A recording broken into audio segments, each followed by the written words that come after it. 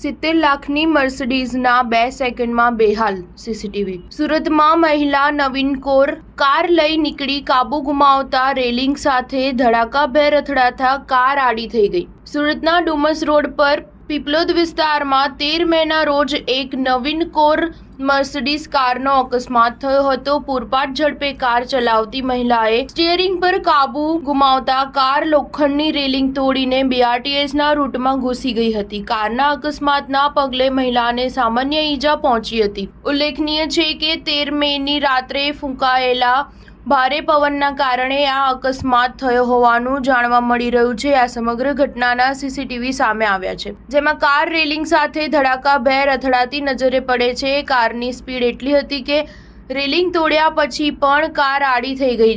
આ ઘટનામાં પોલીસ આવે તે પહેલા ચાલક ભાગી છૂટી હતી। કારના નંબરના આધારે તપાસ કરતા કાર ગૌરવ પથના કલ્પનાબેનના નામે હતી। અકસ્માત સમયે 2 યુવકો દોડીને કાર પાસે આવે છે અને પછી મહિલાને અંદરથી કાઢે છે। બાદમાં મહિલા કોઈને ફોન કરે છે। ઉલ્લેખનીય છે કે મર્સિડીઝ કારમાં એરબેગ ખુલી ગઈ હોવાથી મહિલા હેમખેમ બચી જાય છે। સ્ટાર ન્યૂઝ 7 હંમેશા સચ્ચાઈની સાથે।